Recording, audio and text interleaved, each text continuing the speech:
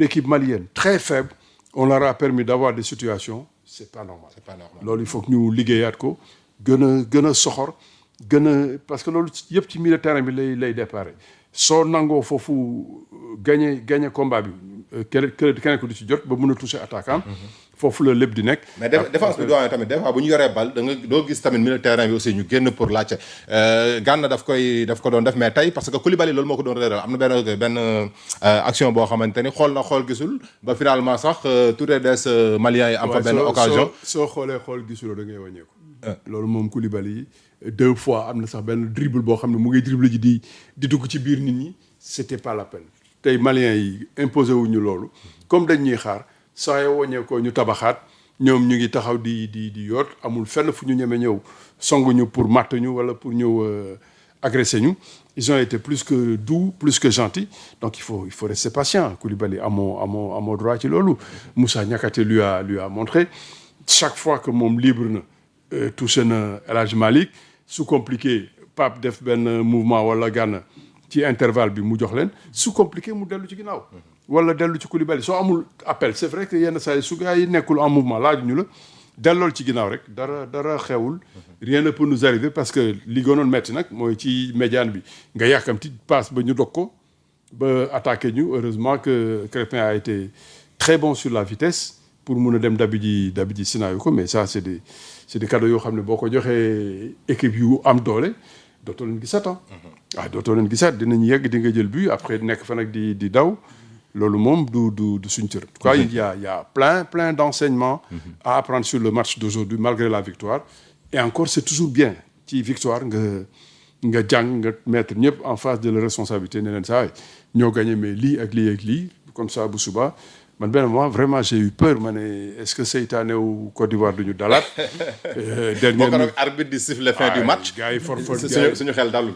non gars yi forfait benn yaa Cheikh. dugal le but.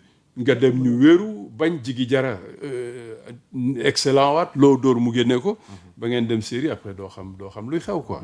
peut-être beneen bi nga xam ne ni bëgg naa ko aborder. je pense que mooy attaquant de pointe bi. parce que aussi je me dis que Pape Thiaw ba léegi amagul attaquant de pointe bi mu soxla Habib Diallo tey. xam nga moom la ñu war a reprocher. manque de performance am wala milieu de terrain bi nga xam ne ni alimenté. est-ce que am na occasion jot na bal yi appel yi. est-ce que non yenn saa yi sax bu équipe bi xawee wàcc. su guddee dina ko fekkee dina dem téye ko. xaar bloc bi yéegaat mais il a pas été installé. Et le centre qui est venu de Crépin. soo gisee sax xëy na moo fóotloo góol parce que tout de suite mu ngay. xëccoo ji position préférentielle moom ak défenseur bi. xam naa góol bi dégg ko muy ñëw. paniqué heureusement il est intelligent laalu ko mu tëb xajal ko. yeneen bal yu gudd yu gars yi soxla pour xóotal tuuti.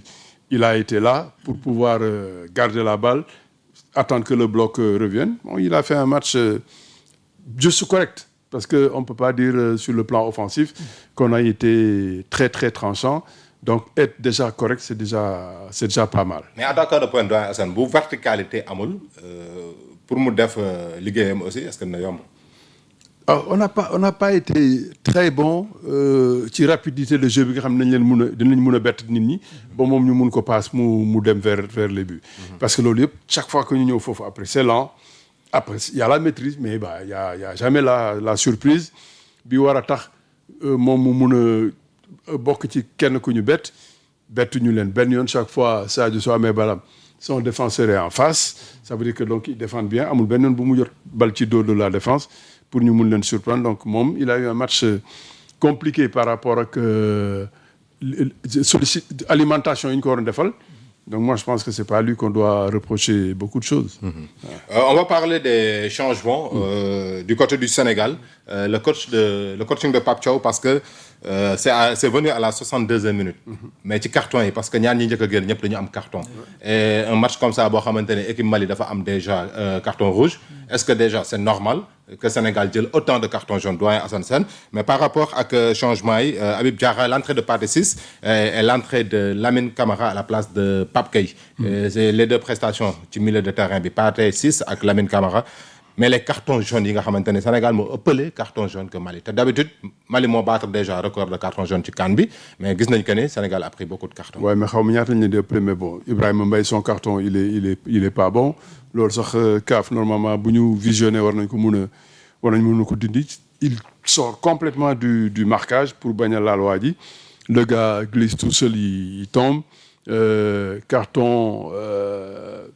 5 cartons moom la Sénégal 5 cartons il y a Habib qui prend il y a Pape Gueye qui prend il y a Habib Diallo Koulibaly qui prend c'est normal Habib Diallo il s'est sacrifié pour aller prendre Koulibaly bon je pense que il est un peu trop pressé mun nga gunge waa ji rek ngeen ànd mais tel ko teg loxo bon loolu carton Ibrahima Mbaye moom son carton il est pas bon mais quoi qu'on puisse dire bon ça montre que ñu aussi seetaan Maliens yi on était dans le contact on était vraiment dans l'engagement même su fekkee ne débordé wul trop mais bëgguñu woon bàyyi Maliens yi ñu féex nekk seen salon ceci explique cela Habib Diallo retour boobu muy def il peut se dire je suis attaquant gars yi nañ ko tey mais non dafa continuer gunge waa ji ba def faute sacrifié wu c'est un carton très utile donc bon moi je pense que waa ji dafa bëggoon guerre mais war nañ ko ni ñun on était présent quoi que moom andiwul ay gànnaayam ak ay jumtuwaayam mais bon moom moo ko yëg mais le Sénégal encore une fois pour résumer loolu yëpp Sénégal a été pas très tranchant pas intense dans le jeu man franchement lu bëri mun naa ko expliquer mun naa ko nangu mais victoire u tey bi ça me laisse un goût vraiment amer. Manque de caractère mën nañu ko tuddee noonu. Caractère peut-être pas mais manque d'agressivité d'être tueur soo joué équipe boo xam ne déjà wax ji bëri na man de le problème da nga koy gagné ba xotti mayom 3-0 4-0 ñett daanu ñeent bàyyi ñu wan leen ne yéen ñun ak yéen bokkuñu mais tout de suite après 1-0 j'ai senti l'équipe dans la gestion dans un contrôle boo xam ne bon ils se sont dit ñi mënuñu ñu inquiéter peut-être donc on gère en vue d'une prochaine demi-finale je ne sais pas mais daal man dese am na lu ma desal quoi loo xam ne tax na daal kontaanuma au maximum de moi-même. parce que booy xool ci deuxième mi-temps bi bu ñuy xool expected goal bi ngay wax. Mali moo ëppale expected goal cela veut dire que ni mënoon nañ dugal mënoon nañ égaliser. non mënoon nañ dugal su Edouard parce que s'il y a un qui est concentré pendant tout le match c'est bien Edouard Mendy. Lui vraiment tout le match durant il est resté sérieux il est resté appliqué Niakhaté aussi je pense que il était dans son match. Comme moom dès l'instant que tam moom mooy yomba mbaay bi lay jël day yebal Koulibaly ne ko demal ci scénario ko demal xeex yi man maa ngi xaar mais après sur son rôle d'être présent de sortir les ballons régulièrement sur El Hadji Malick Diouf il a fait un match plus que correct il fait partie normalement des gens qui ont fait le meilleur match d'aujourd'hui quand on pense que globalement c'est pas un match extraordinaire pour nous. Les entrées de Pathé Ciss et Lamine Camara d'accord nga ak le coach. Pathé Ciss très bonne entrée Lamine Camara sax un peu moins vu mais Pathé il fait une excellente entrée où il est sur le pressing il est sur le duel lui il a montré qu'il était venu parce qu'il en avait envie et il a été très très bon très tranchant très présent lui moom il fait une excellente entrée Lamine peut-être moins derrière bon Chérif on l'a pas beaucoup vu Ibrahima Mbaye aujourd'hui il a été moins juste que les fois précédentes chaque fois su amee balle fi mu war a dem moom kenn fi ñu koy xaar il a quelqu'un qui part avec lui qui lui demande la balle bon après la justesse de la passe. Ibrahima Mbaye il a été beaucoup plus sur le côté gauche à un moment. waaw mais parce que à un moment Sadio dugg na intérieur moom mu dem boor bële mais bon même sur son côté droit il a pas fait d'extraordinaire différence comme li ñu ko tàmmee gis. Il est sorti une fois après sur la frappe il perd son appui yeneen yi ñaari yoon il a des situations de 2 contre 1 voire 3 contre 1 la passe n'est pas extrêmement juste pour permettre est-ce que nekkul sénégalais yi ko commencé cato aussi doyen Assane Sène Ibrahima Mbaye c'est vrai que ni ñu ko doon plébiscité gars yi jàpp ko rek Ibrahima Mbaye tey mu dugg gisul dara non bàyyi leen xale bi ngeen di cato football la aussi. forcément dafa war a gis te aussi. day dooleel lu doyen doon wax bële passé. c'est un jeune bi nga xam ne dañ ko war a protéger. non bu baax Sénégalais yi dañoo yàqam. non buñ ko titulariser mu passé à côté. critiques yi commencé dal. donc c'est une pépite. nga xam ne ni dañ koy protéger quoi. vraiment.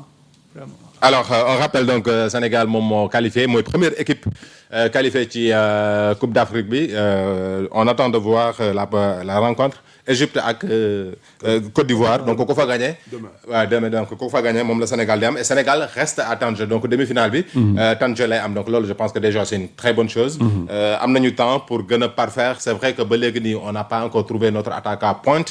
parce que ñu ngi xel ñaar entre bu ñu essayé kii dañuy gis que ni. mënoon nañu indi keneen tey par exemple on a essayé Habib ñun ñëpp on s'est dit que ni il fallait mettre xëy na. mais pourquoi pas Nicolas Jackson. pourquoi pas Nicolas Jackson ak Habib Diallo ñoom ñaar à la pointe de l'attaque. à la pointe pour changer le système 4-3-3. parce que aussi ay profil la yi nga xam ne ni bokkuñu mais aussi ils peuvent être complémentaires pourquoi pas. Ouais, mais Pape dans son équilibre lui il va pas faire ça. moom équilibre am il trouve ça dans un 4-3-3. boo xam ne les milieux vont occuper l'entrejeu et puis couloir yi am ay présence yu fa nekk. donc soo jouer avec deux attaquants ça veut dire que da ngay libérer couloir yi uti ji ay pistons tu vas peut-être passer à un 3-5-2 nekkul ci loolu doxul ci loolu pour le moment ça se passe bien on n'est pas méchant on n'est pas méchant rek mais tey normalement man dégg sax doon ma pronostic parce que ñi dañ may tooñ tey place su 3-0 am na largement bi Mali jëlee rouge nee naa que ni pronostic bu doyen bi day ñëw moment bi Jigi Jara farek ñun nga xam ne lu ñëw mu delloo ñu ko wala mu paas ñu ko am na ay bal yu muy delloo Sadio da ngay lucide tegal waa ji nekk entrée surface mu dugal mais doo dóor un peu n'importe comment un peu avec désinvolture loolu baaxul quoi loolu suñu cër foofu daal la ñu war a gën a góorgóorlu gën a soxor soo ñu abalee paak 108 bu ñëw ñu tër la waaw tër la et puis bañ la baal. sama question bi dina ñëwaat de doyen Assane parce que man d'accord ma toujours Sadio Mané di terminer le match 90 minutes. surtout que ñu ngi joué 11 contre 10. Le jeune Sabali aussi je pense que ni il avait sa place aujourd'hui. waaw bon mais gestion de match comme match bi soxlawuñu dem xëccoo ji dem uti ji leneen. c'est vrai que à un moment même bi ñu def changement yi peut-être mënoon nañu xool par rapport ak Sadio mais que Sabali di ñëw c'était pas extraordinairement nécessaire parce que ñu ngi gérer match bi tranquille donc moi je pense que bon il faudra que quand même ñu commencer ko xalaat wala boog Sadio di ñu dimbale moment yi mu fay nekk mu bañ a am benn yoon bu muy caaxaan wala benn yoon bu muy wàññi rythme bi wala benn yoon bu muy wàññi intensité bi ba nga xam ne je sais pas à 2-0 3-0 il aurait pu sortir mais bon à 1-0 encore tout est là bal yu bëri ci moom lay jaar pour que mu mun a def différence donc je pense que Sabali c'était pas nécessaire sa présence aujourd'hui. ñu taxaw ci prestation bu Sadio des tirs cadrés goal bi moo ko génne cette envie de marquer aussi mais malheureusement le but n'est pas venu mais quand même il a pesé il a fait des efforts malgré son âge. ak li nga xamante ne wax nga ko léegi il n'a plus de cette jeunesse là ci tànk yi mais terewul ba léegi mu ngi montrer vraiment cette volonté là d'être toujours le